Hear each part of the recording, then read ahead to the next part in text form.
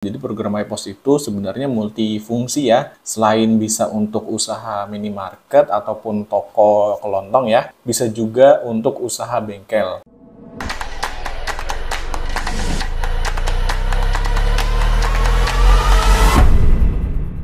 Assalamualaikum warahmatullahi wabarakatuh. Kembali lagi di channel Trigonal Software. Pada video kali ini kita akan mentutorialkan program iPos digunakan untuk usaha bengkel ya, baik itu bengkel motor dan juga bengkel mobil. Oke, jadi bagi yang belum tahu ya, jadi program iPos itu sebenarnya multifungsi ya. Selain bisa untuk usaha minimarket ataupun toko kelontong ya, bisa juga untuk usaha bengkel.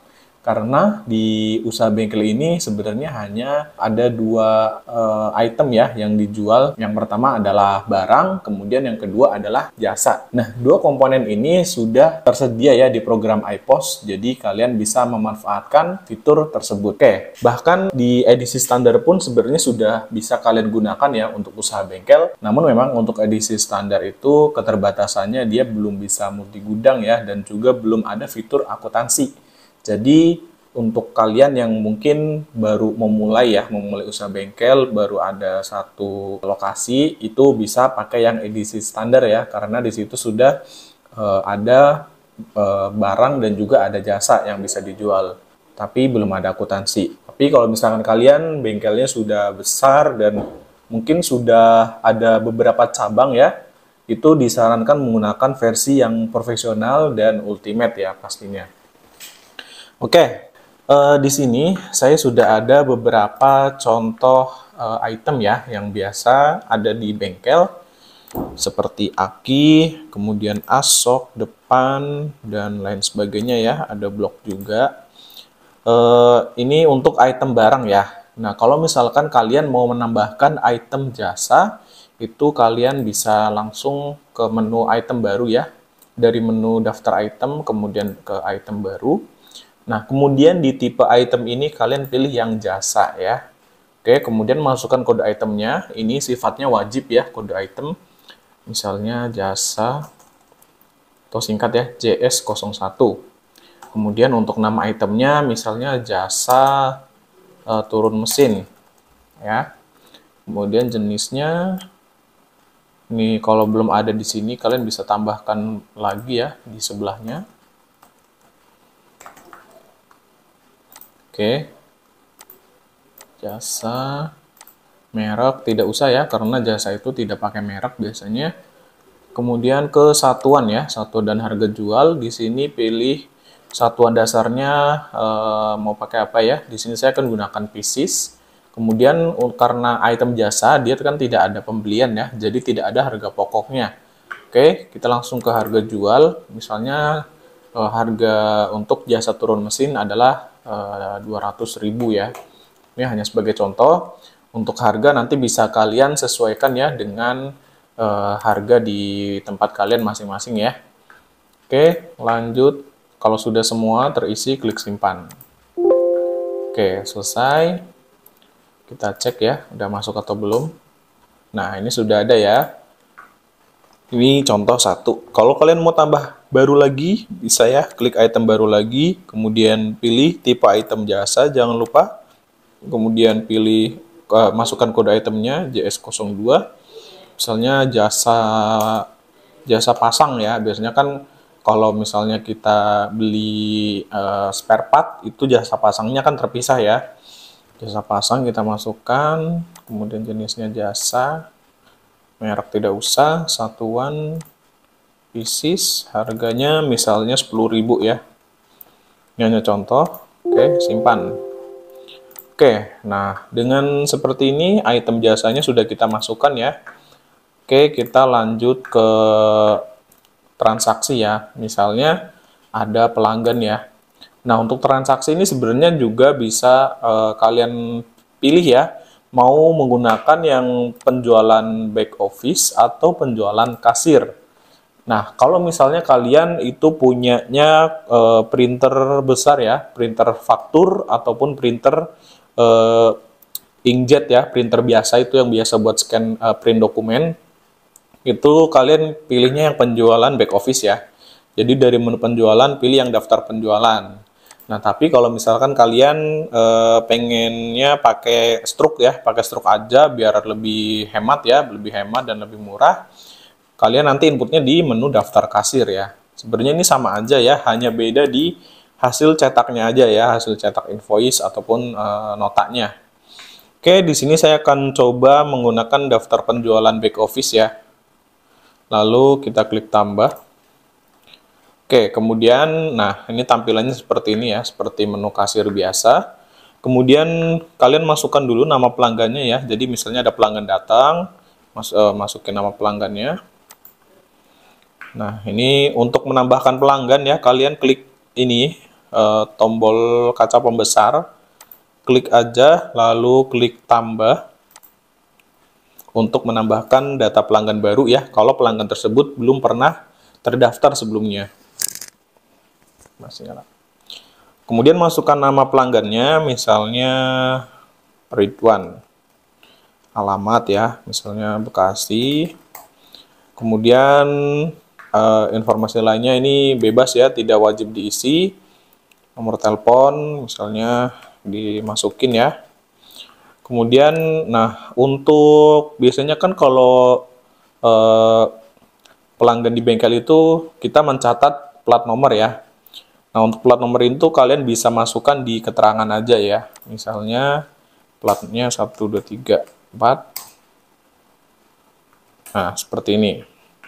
Ini hanya sebagai ini aja ya, penanda gitu. Jadi customer Ridwan plat nomornya ini gitu. Oke, kemudian grup pelanggannya pilih sesuai dengan ini ya. Jadi ada general, bronze, silver, gold. Nah, ini nanti akan beda di levelnya ya. Tapi di sini kita gunakan yang general saja. Oke, jika sudah terisi semua, bisa klik simpan.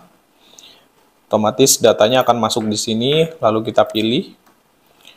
Nah, kemudian di sini ada kolom sales ya. Kolom sales ini sebenarnya bisa kalian manfaatkan untuk mengisi nama teknisi ya, nama teknisi yang mengerjakan. Misalnya, nah ini kan belum ada ya, kita buat dulu.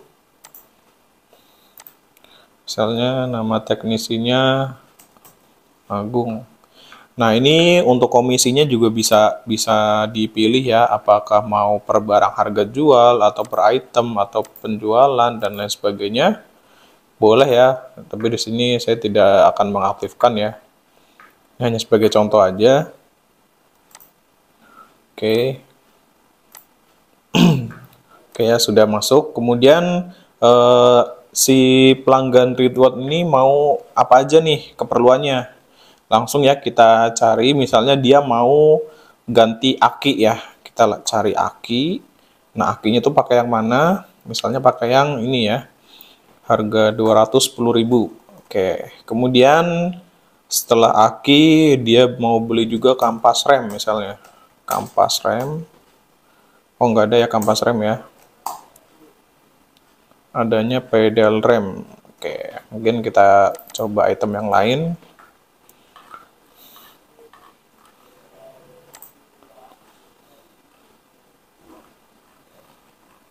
Nah, misalnya mau ganti gear set ya. Nah, ini ada gear set ya.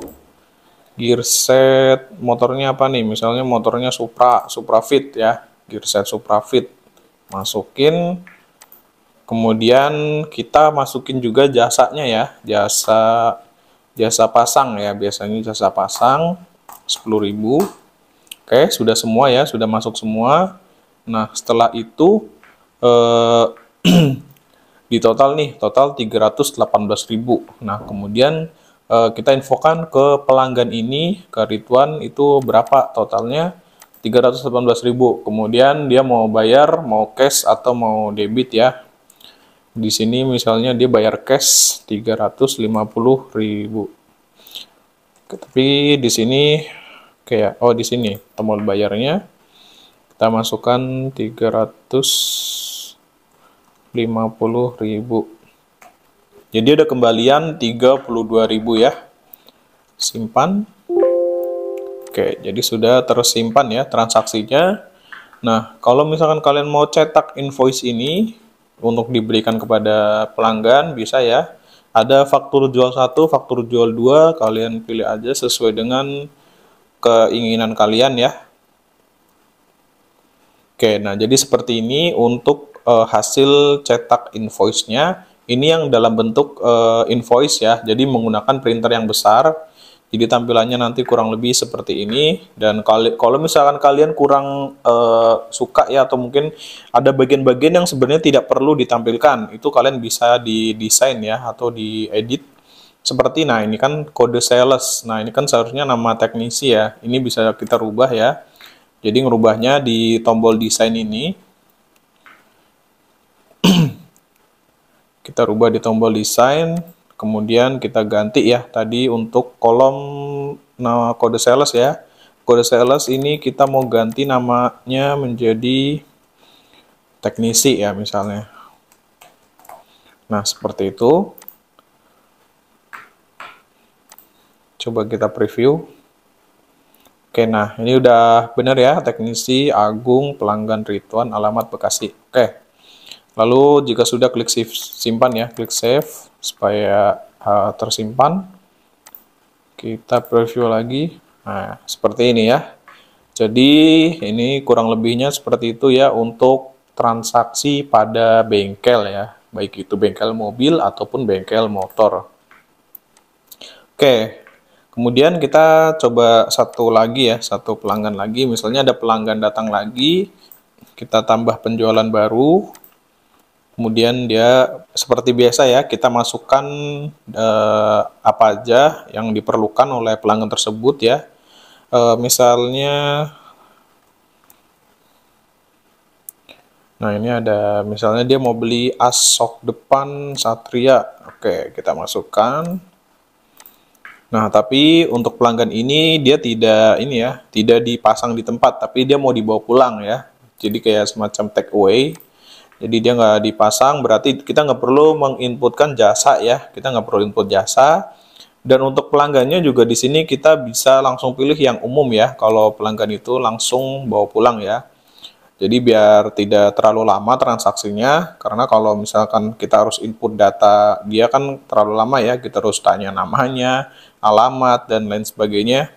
Jadi untuk pelanggan yang dibawa pulang barangnya, kita sebaiknya pilih yang umum aja ya, supaya lebih simpel. Kemudian sales juga tidak perlu karena dia tidak pakai teknisi. Kemudian langsung infokan saja, ini totalnya 160.000. Nah, dia mau bayarnya mau pakai apa? Misalnya tunai. Nah, bayar tunai misalnya 200.000. Oke, jadi ada kembalian 40.000. Lalu klik simpan. Oke, sudah tersimpan. Lalu kita cetak invoice-nya. Nah, ini adalah hasil cetak invoice-nya ya, nanti kurang lebih seperti ini.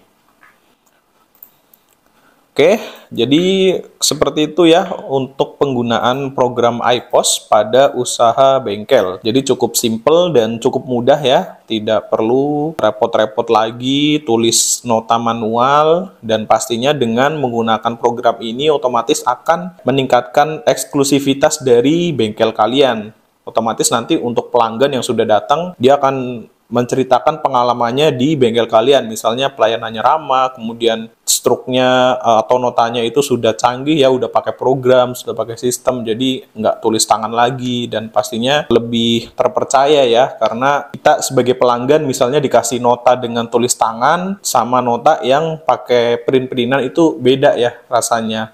Feelingnya beda, dan pastinya tidak mudah untuk dipalsukan karena banyak juga yang memalsukan nota ya, apalagi kalau misalnya masih nota manual itu bisa aja diakal-akalin ya, bisa mereka edit-edit, kemudian ya kita juga yang rugi gitu, sebagai owner pasti rugi ya. Oke, mungkin sekian dulu untuk video kita pada kali ini, mudah-mudahan bermanfaat ya untuk kita semua. Buat kalian yang mau dengan program iPOS ya, mau order, mau beli, silahkan saja hubungi tim kami di link yang ada di deskripsi.